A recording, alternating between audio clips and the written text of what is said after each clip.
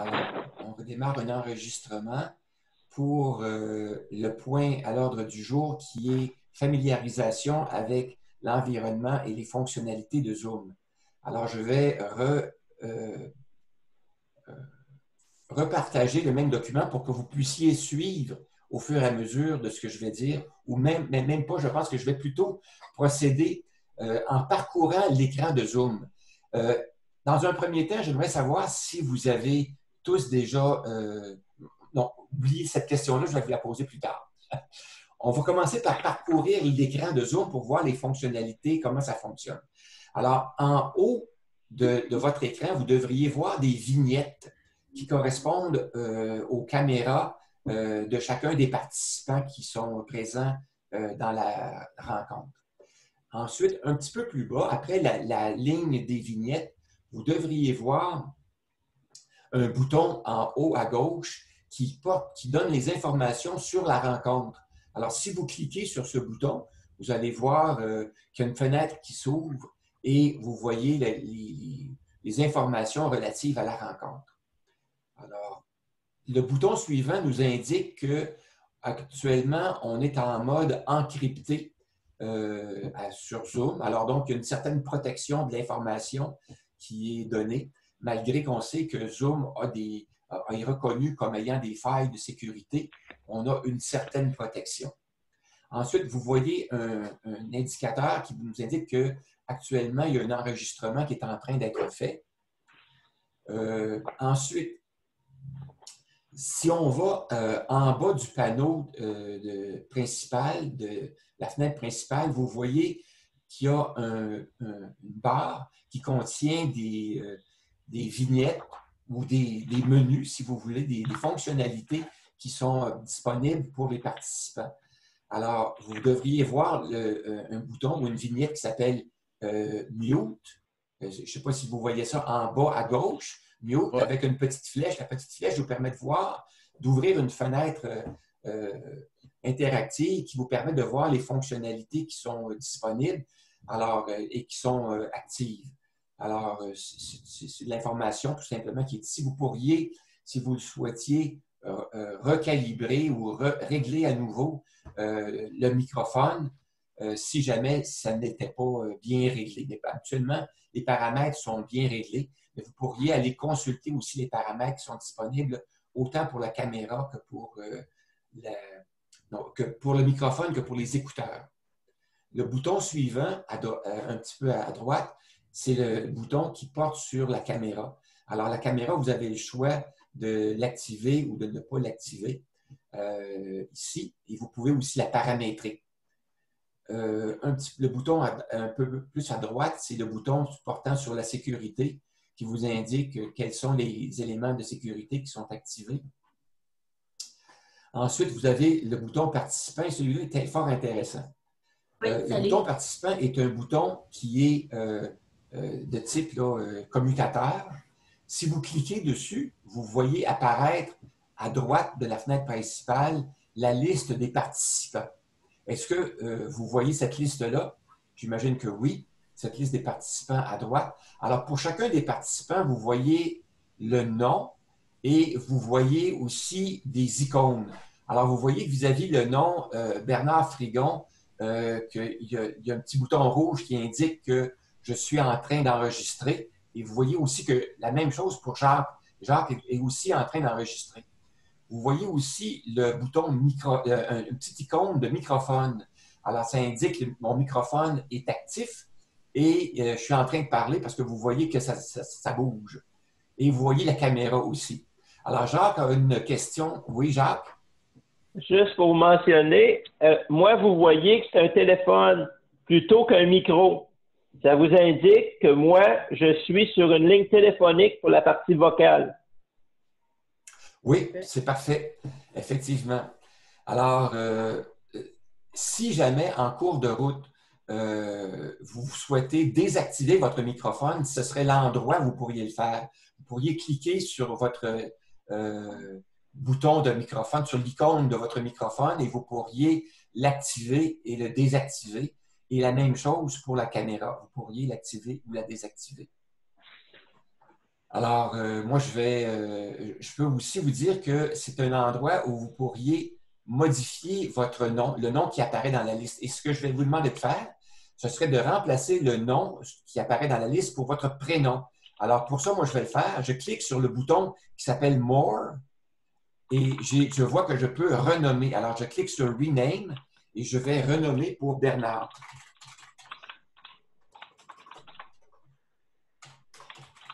Alors, j'ai renommé pour Bernard et je vous demande de faire la même chose. Je vois que Suzanne l'a déjà fait, que Jean l'a déjà fait et les autres, c'est une question de secondes, j'imagine. Vous êtes en train de le faire. Sur quoi est-ce qu'il faut cliquer pour faire Alors, ça? vis-à-vis ton nom, Jean, si tu mets le pointeur de la souris vis-à-vis ton nom, tu vas voir que tu peux, en cliquant sur le bouton More, tu peux voir que tu peux C'est beau. modifier ton prénom, ton nom. Alors, Jean C'est l'a beau, mais je fait. l'ai tout en français, moi. OK, tu l'as en français. Alors, moi, je l'ai en anglais. Alors, c'est pour ça que j'ai téléchargé la version US. Peut-être que j'aurais dû. Je ne savais pas qu'il existait une version française. Alors, non. J'ai fait ça, moi aussi, mais il te demande quelle est la langue que tu veux utiliser, Zoom, à un moment donné. Ah, j'ai pas vu cet aspect-là. Alors, donc, je pourrais refaire mes devoirs là-dessus. OK, donc, je vois que Jacques n'a pas encore modifié son prénom, son nom pour son prénom. OK, c'est parce que, OK, je vais le faire. Excusez-moi. Okay, alors, Jacques fait ça, c'est bon. Alors, pendant que Jacques s'exécute, alors, ces boutons-là de microphone et de caméra peuvent être utiles lorsque on a une bande passante qui n'est pas suffisante pour pouvoir supporter l'ensemble des interactions et des informations qui sont transmises là, avec Zoom. Alors, par exemple, plus on a de participants, si on a 10, 12, 15 participants, à un moment donné, la bande passante devient surchargée et on peut voir un délai entre le son et l'image. L'image gèle et ensuite elle reprend. Alors ça, c'est un signe que la bande passante n'est pas suffisante. Alors pour alléger le transfert d'informations, on peut à ce moment-là demander à quelques participants de désactiver leur caméra. Alors éventuellement, l'animateur peut désactiver la caméra et ou le micro des participants de façon individuelle ou pour l'ensemble des participants. Alors, ne soyez pas surpris. Là, et si jamais vous voyez que la connexion gèle, bien, on pourra faire des ajustements pour réduire la bande passante en supprimant, en fait, en éteignant la caméra de quelques participants. C'est bon pour ça? Alors maintenant, si on poursuit, on voit qu'après les participants, on a la possibilité de faire des sondages. Alors, des sondages, c'est une fonction qui peut être utilisée.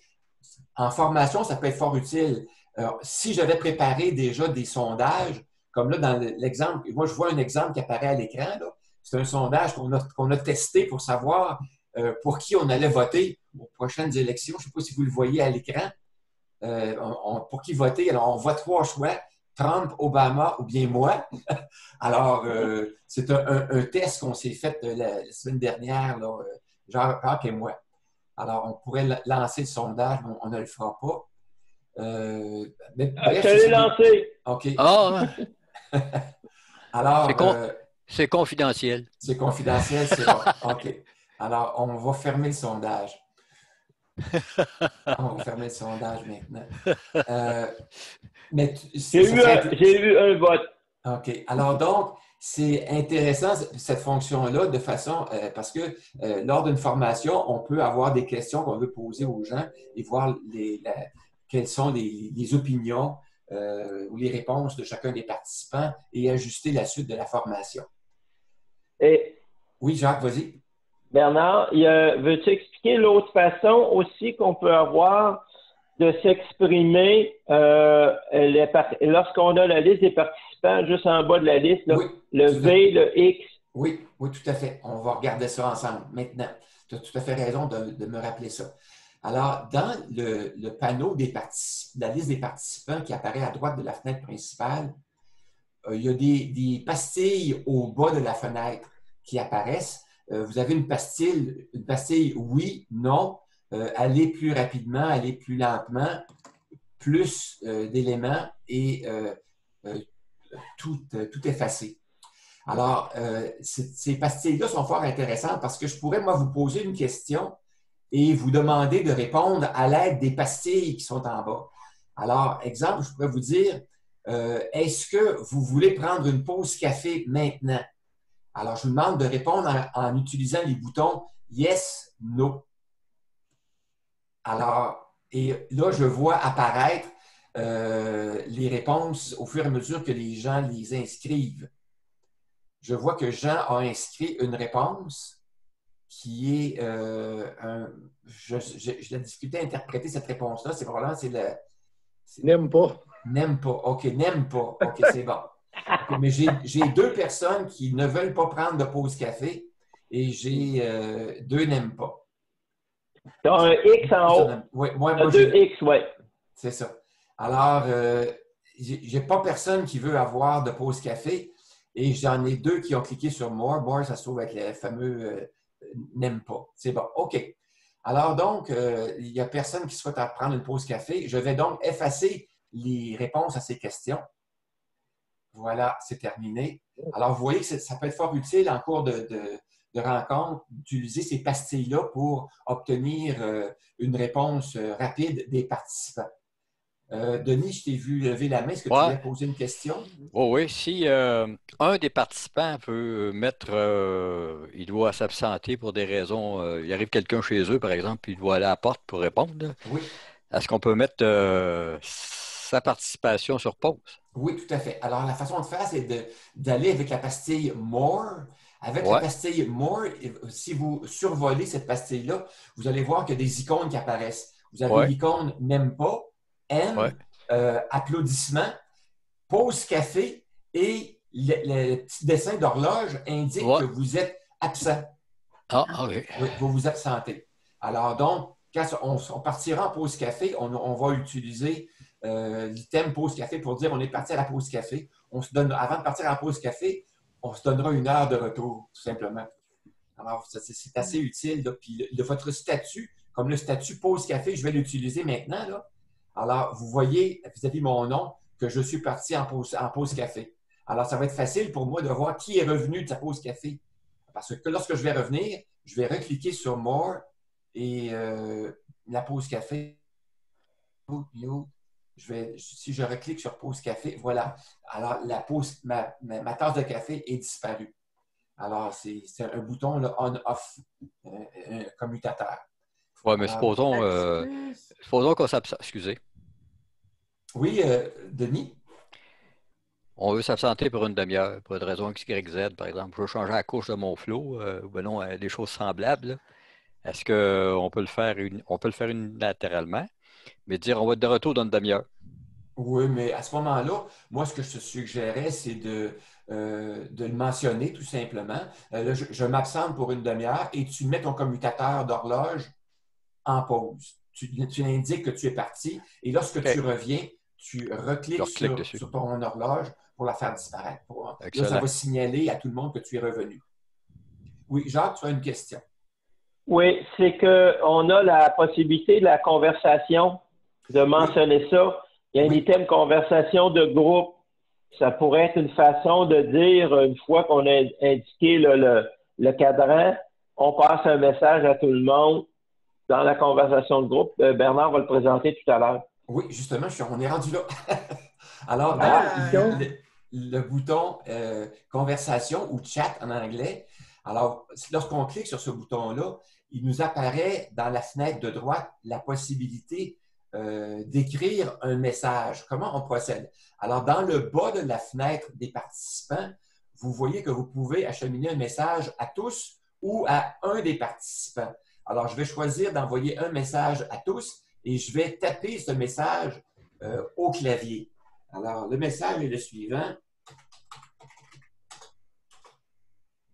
Et en cliquant sur Enter, vous voyez apparaître le message. Alors, moi, ce que je vous suggère, si jamais vous avez des questions que vous aimeriez poser, puis l'animateur est dans une envolée, puis il ne s'aperçoit pas que vous voulez intervenir, vous pourriez à ce moment-là utiliser le bouton de conversation puis aller choisir, par exemple, à l'animateur, d'envoyer un message à l'animateur ou à tous disant que vous avez une question à poser. Exemple, si j'étais un participant, que j'avais une question à poser, je pourrais inscrire ceci et envoyer le message.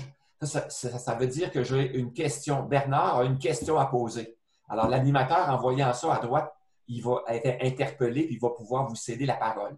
Ou si vous avez un commentaire, vous pourriez inscrire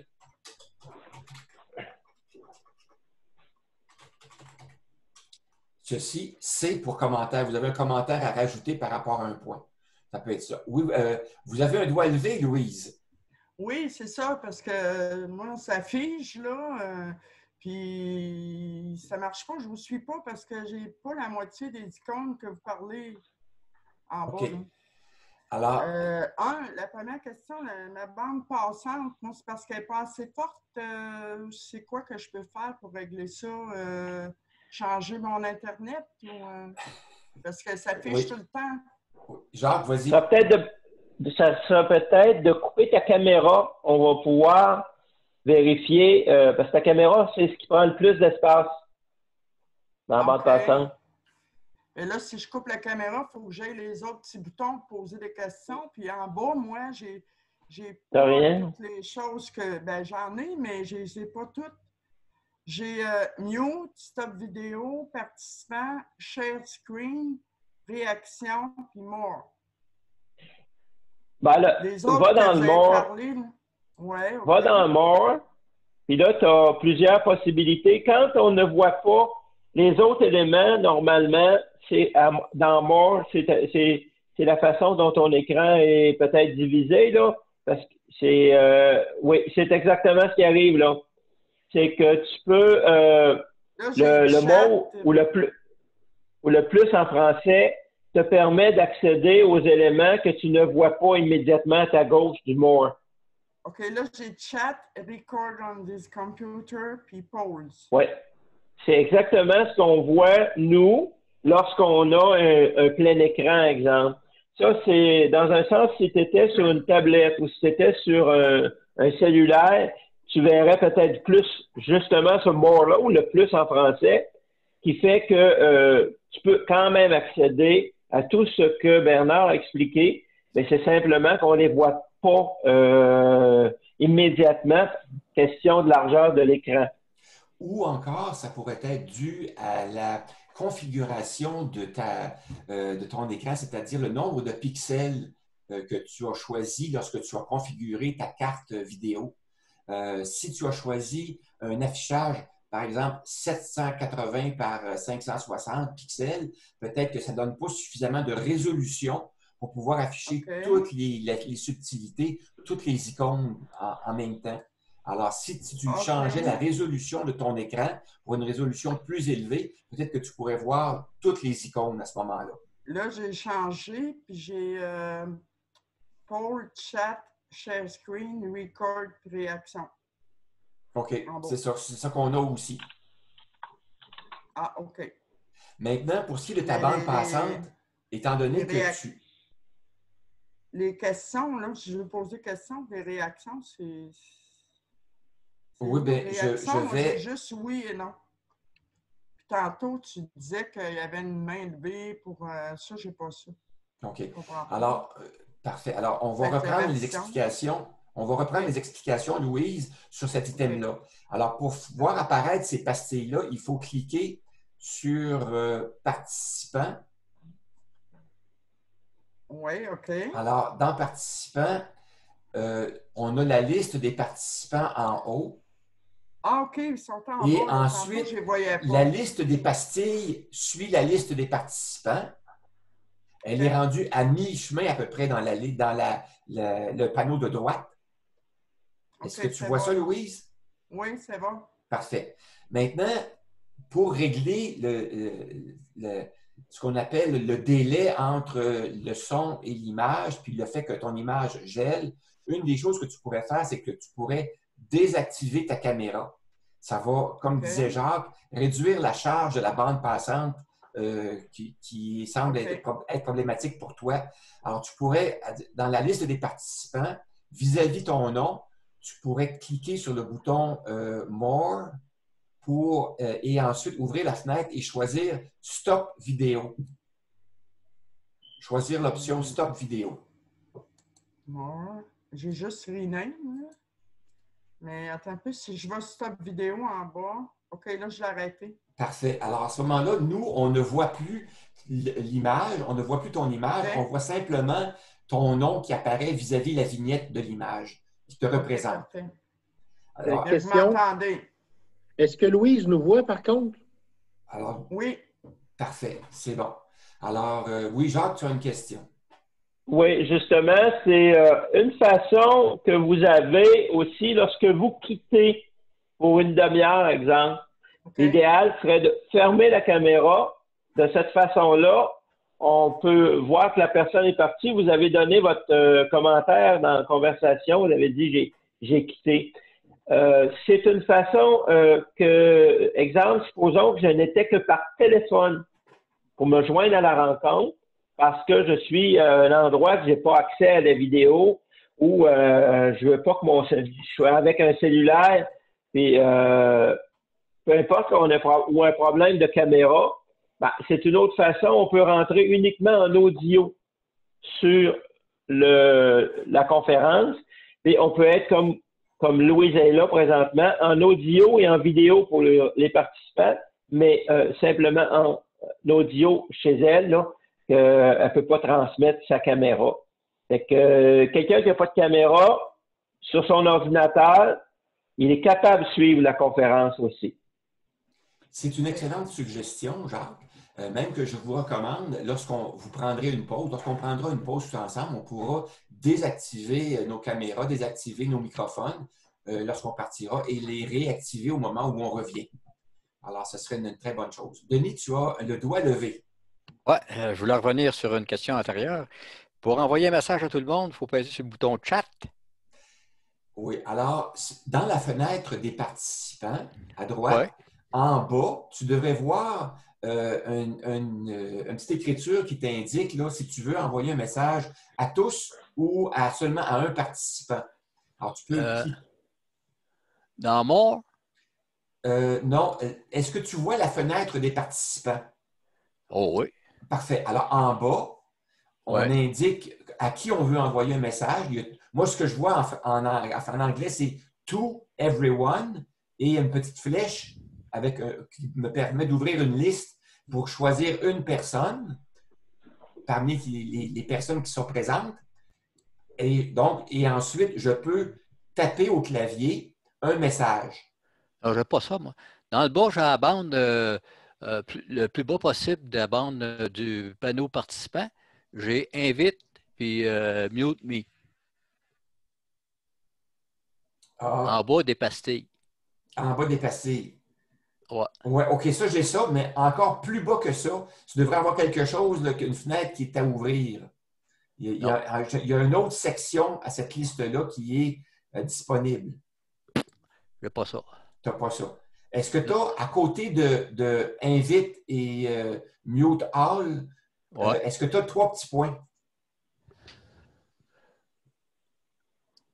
3 petits points de suspension à droite. Sur la même ligne que Invite. Je n'ai rien pour tout. Tu n'as pas de 3 petits points? Non. Un peu, je m'agrandis cette fenêtre-là pour la fun.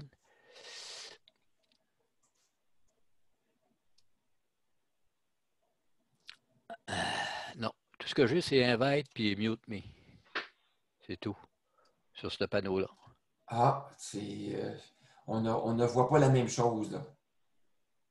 Je pensais qu'il fallait peser sur chat.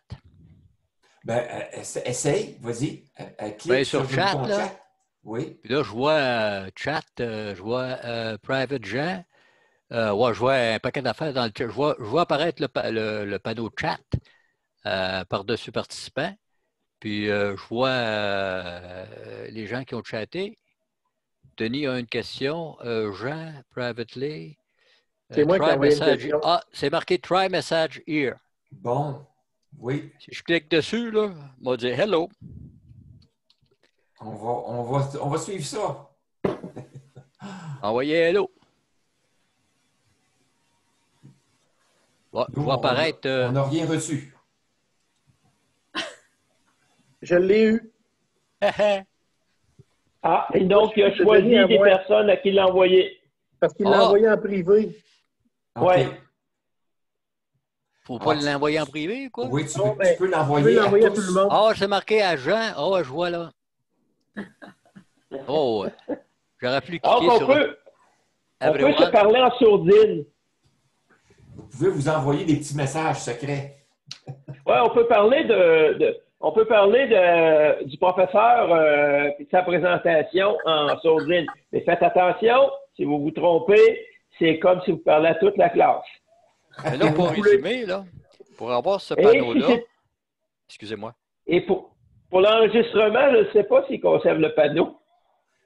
On regardera ça, moi et Bernard. Mais j'ai dû peser sur chat dans la bande pour obtenir ce panneau-là. Parfait. Alors, c'est le panneau et vous mentionnez aussi, sur le panneau, vous le voyez à votre droite, il prend à peu près le quart de l'écran. Ouais. Mais si vous prenez votre souris, vous vous déplacez à la limite entre les participants. Et ça, vous voyez qu'il y a une flèche, double flèche. Vous pouvez agrandir la partie des écrans ou vous pouvez la réduire jusqu'à à peu près au quart. C'est une possibilité que vous avez de jouer. C'est ça que j'ai fait tantôt. C'est bon. Bon. Vous pouvez jouer avec différentes choses de votre souris, puis vous voyez les différentes possibilités. Comme là, Denis a levé la main. C'est ça.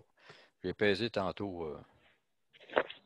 Donc, c'est bon, Denis, pour l'idée de pouvoir écrire un texte. Oui, il faut aller d'abord dans la bande. Il faut aller d'abord dans la bande vidéo, en bas. Peser sur chat.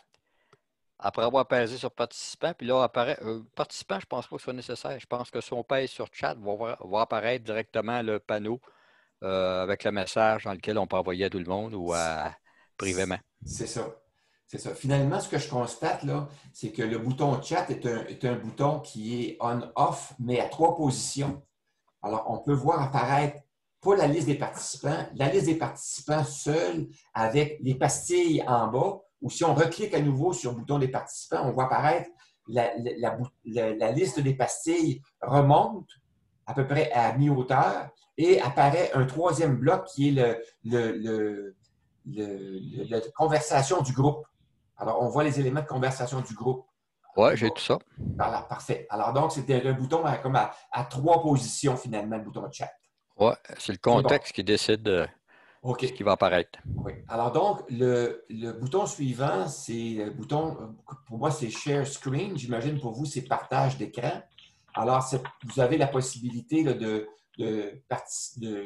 partager avec un participant ou avec tous les participants.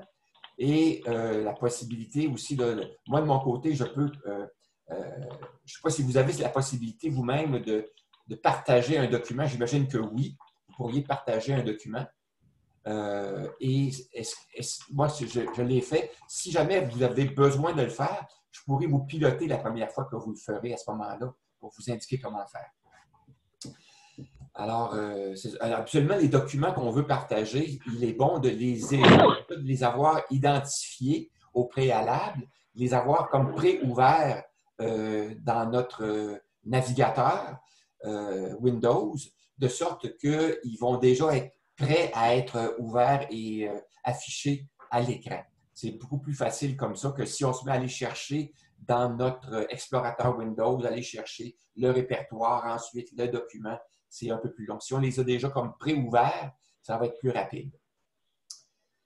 Ensuite, le bouton d'enregistrement, là, on peut choisir d'enregistrer soit, comme le disait Jacques, là, dans l'info nuagique, sur le réseau, le serveur de Zoom, ou encore enregistrer sur notre propre poste de travail.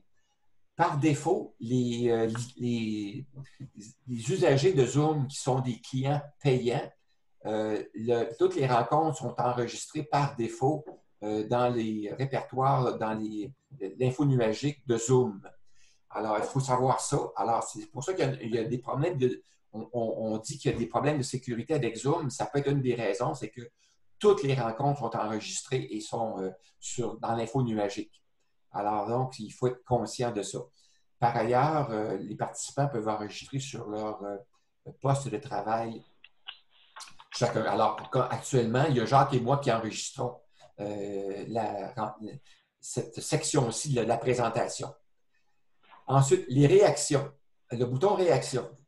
Le bouton réaction, vous pouvez soit applaudir, soit dire que vous aimez. C'est les deux systèmes que vous voyez dans cet élément-là, avec cette icône-là. Maintenant, je vais vous faire réapparaître à l'écran un document de présentation du... Bougez pas. Familiarisation avec Zoom.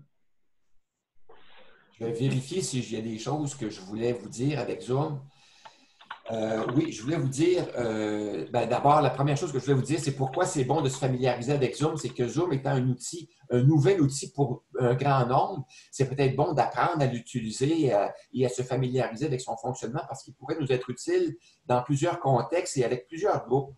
Alors, moi, je trouve que c'est une bonne occasion qu'on a de prendre le temps de se familiariser avec l'environnement, de ne pas avoir peur de faire des essais et des erreurs au début.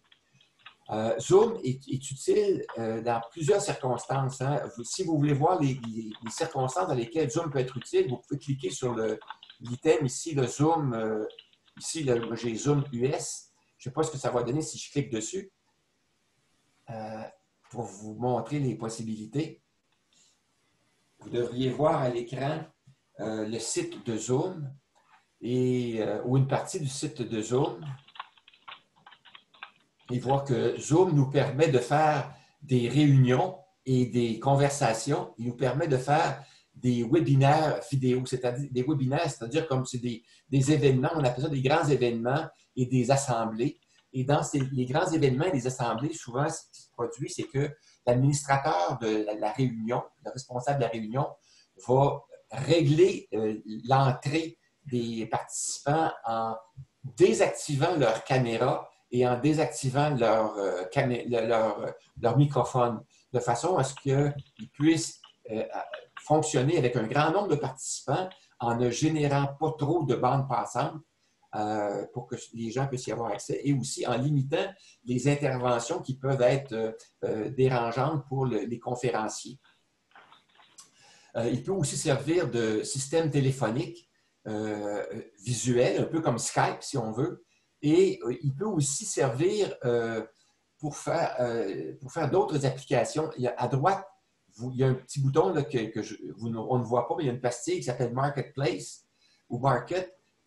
Et cet item-là permet de voir toute une liste d'applications qui sont des applications complémentaires à Zoom, qui peuvent être intégrées dans Zoom.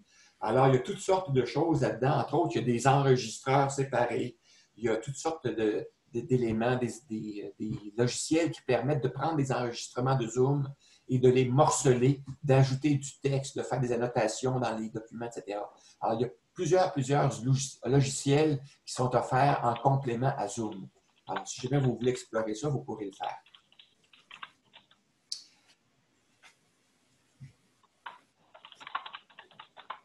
Alors, si je reviens...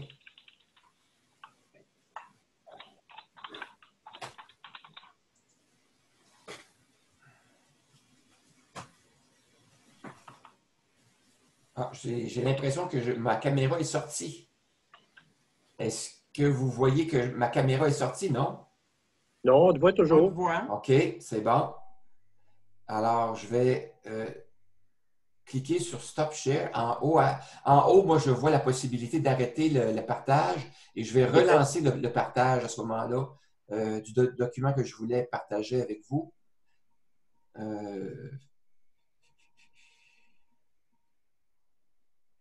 Familiarisation avec Zoom. Alors donc, aussi, je voulais vous dire le type d'appareil qui est supporté avec Zoom. Alors, Zoom permet de se connecter soit avec un PC, un Mac, une tablette ou même un téléphone. Jacques, actuellement, a une double connexion. Parfois, il se connecte avec son PC, parfois avec sa tablette et parfois aussi avec un téléphone en surplus pour améliorer la qualité sonore. Alors, c'est des possibilités, là.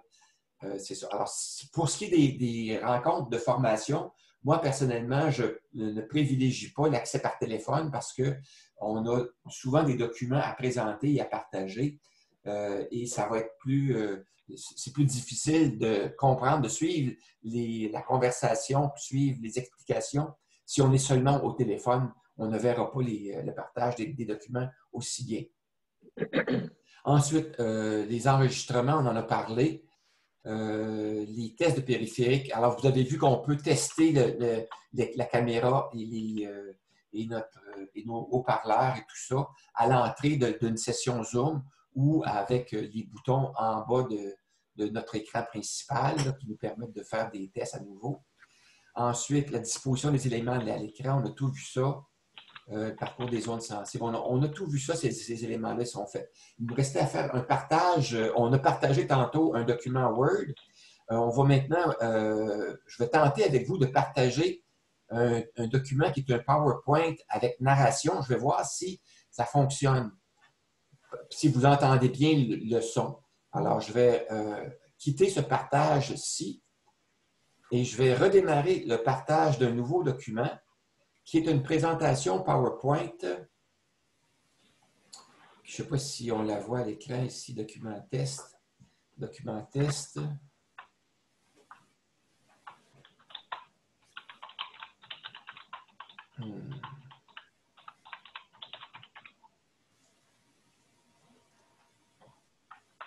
J'ai l'impression que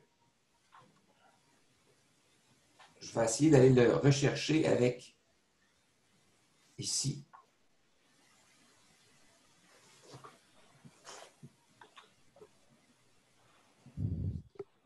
Voilà, il s'ouvre. Est-ce que vous voyez ce document-là actuellement? Le document PowerPoint? Non. Non? OK. Alors, je vais tenter vais tenter de voir si je peux le revoir à l'écran.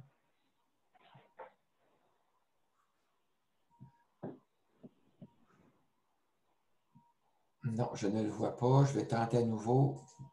Je vais ouvrir ça.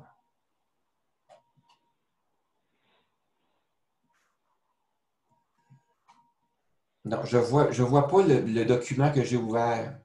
Ah oui, la présentation PowerPoint, je la vois. OK, parfait. Je vais tenter de vous la lancer. Alors, vous devriez voir la page couverture page titre d'un diaporama. Oui. Maintenant, je vais le lancer pour voir si vous entendez le son.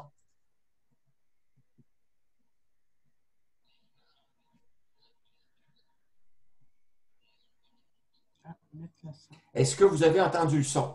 Non. Non. Personne n'a entendu le son? Non. Moi, j'ai cru l'entendre, mais pas fort. C'est pour ça que je me dis peut-être qu'il y a une tonalité à ajuster dans ton affaire. Ben, il y a une caméra en bas. Là. Pas de caméra, il y a le son. C'est marqué mettre le son en bas. Oui, à la page titre, oui, c'est ça. Mais moi, j'ai mis le son. On a tous le son normalement. Okay. Mais c'est que le son n'est peut-être pas partagé à ce moment-ci. Je vais retourner dans le partage. More. Je vais voir ça. Il y a peut-être un réglage à effectuer. Je vais arrêter le partage, redémarrer le partage et voir s'il n'y a pas un élément Share Computer Sound. Alors ici, là, je vois qu'il y a un item Share Computer Sound. Je vais relancer à nouveau le diaporama et relancer à partir du début. L'inflation et l'augmentation de l'espérance de vie, une combinaison dangereuse à la retraite. Est-ce que vous avez entendu le son? Oui. Parfait. Alors donc, c'est un petit réglage que je n'avais pas fait. Il fallait que je clique sur un bouton pour activer le son, tout simplement. Il y a beaucoup de bruit avec cet enregistrement-là. Oui, c'est que je n'ai pas un studio d'enregistrement parfait.